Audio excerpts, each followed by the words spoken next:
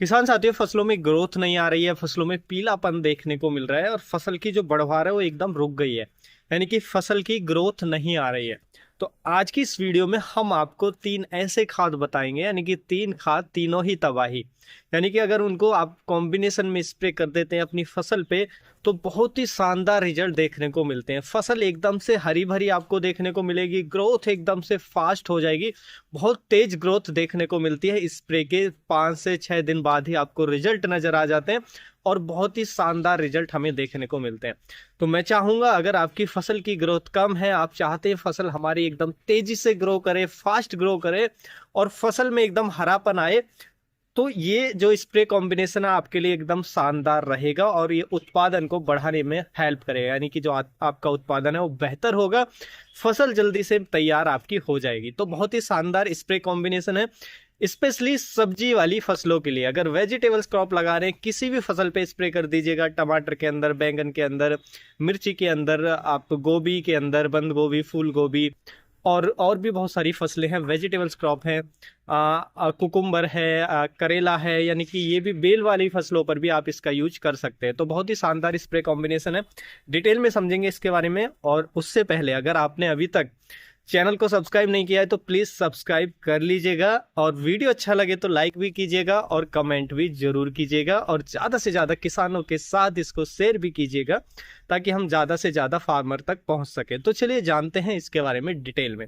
तो देखिए, ये जो हम तीन खादों की बात कर रहे हैं, इनमें हमारा पहला जो खाद आता है उसमें हमें लेना है मैग्नीशियम सल्फेट।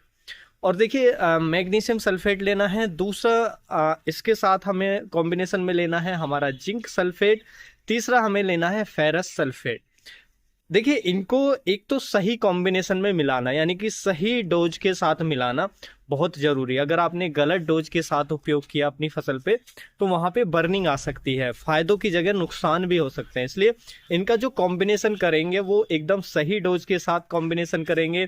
क्या सही स्टेज होगी इनका स्प्रे करने के लिए, वो बहुत जरूरी है जानना। तो देखिए, सबसे पहले हम ले रहे हैं मैग्नीशियम सल्फेट। मैग्नीशियम सल्फेट से क्या बेनिफिट होगा प्लांट पे? प्लांट को मैग्नीशियम मिलेगा और साथ में सल्फर मिलेगा, यानी कि उसमें मैग्नीशियम सल्फर दो तत्व हमें देखने को मिलते हैं। मैग्नीशियम क्लोरोफिल के लिए बहुत जरूरी होता है। देखिए, मैग्नीशियम की कमी होने से पुरानी पत्तियों में पीलापन हमें देखने को मिलता है। वेन्स ग्रीन रहेगी, बाकी पत्ती जो पुरानी है वो पीली हो जाती है। और क्लोरोफिल बनने के लिए मैग्नीशियम बहुत जरूरी होता है। तो मैग्नीशियम बहुत इंपॉर्टेंट है हमारी फसलों के लिए। तो मैग्नीशियम की पूर्ति होगी और जिससे प्रकाश संश्लेषण हमारे पौधे के अंदर बढ़ेगा और पौधा अच्छे से ग्रोथ करता है।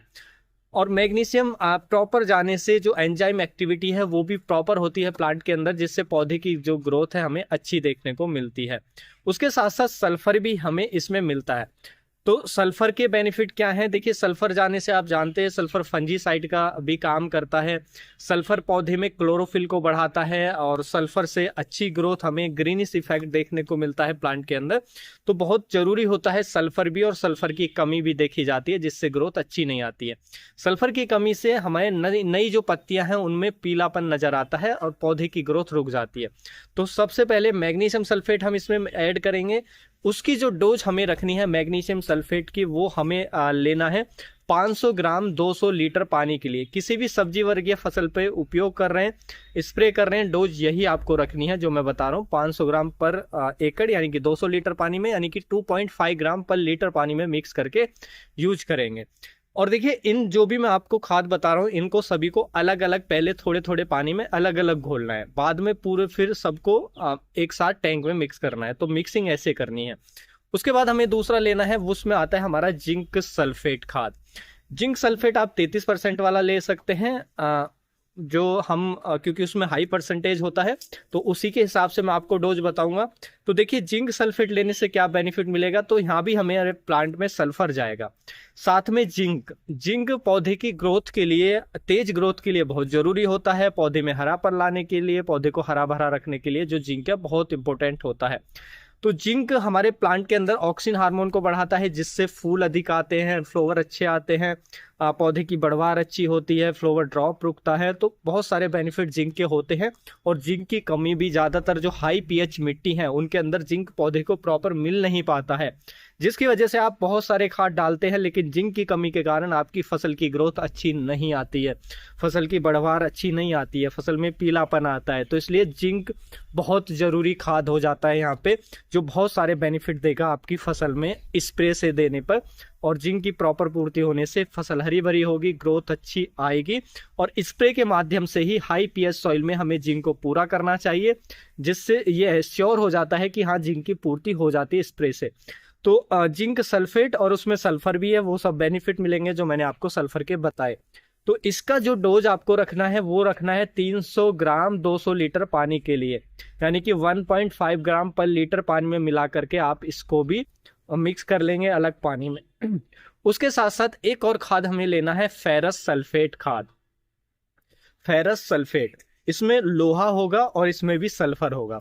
अब देखिए लोहे की तत्व की कमी भी हमारे जो हाई पीएच मिट्टी है उनके अंदर देखने को मिलती है, क्योंकि वहां पर हाई पीएच सॉइल के अंदर लोहे को ले नहीं पाता है और पौधा, जिससे लोहे की अवेलेबिलिटी कम हो जाती है, जिसकी वजह से भी पौधे की ग्रोथ नहीं आती है, पौधे में पीलापन आता है। कीट व रोग ज्यादा ऐसी फसल में लगते हैं जिसमें लोहा तत्व की कमी होती है, क्योंकि लोहा तत्व पौधे को मजबूत करने का काम करता है और कीटों व रोगों के प्रति प्रतिरोध पैदा करने का काम करता है फसल के अंदर। और ये अच्छे फलों के विकास के लिए, साइज के लिए, यानी कि फलों का साइज अच्छा करना है, फल अच्छे बड़े चाहिए, तो उसके लिए भी जो फेरस है वो जरूरी होता है। और फेरस को भी हमें यही सुनिश्चित करना चाहिए कि हम स्प्रे के माध्यम से ही पूरा करें, क्योंकि डालने से उसकी पूर्ति नहीं होती है, पौधे को नहीं मिल पाता है। तो इसलिए यहाँ पे हमें फेरस सल्फेट खाद भी लेना है। फेरस सल्फेट की डोज भी हमें सेम रखनी है जो हमने जिंक सल्फेट की रखी, यानी कि 300 ग्राम पर एकड़, यानी कि 300 ग्राम को 200 लीटर पानी में मिक्स करना है, यानी कि पर लीटर अगर डोज की बात करें तो 1.5 ग्राम पर लीटर पानी में हमें मिक्स करना है। तो इन तीनों खादों को जो मैंने डोज बताई उनको उस हिसाब से अलग अलग एक बर्तन में आपको मिक्स करना है थोड़े थोड़े पानी में, फिर एक टैंक की डोज और फिर अपने टैंक में डालना है।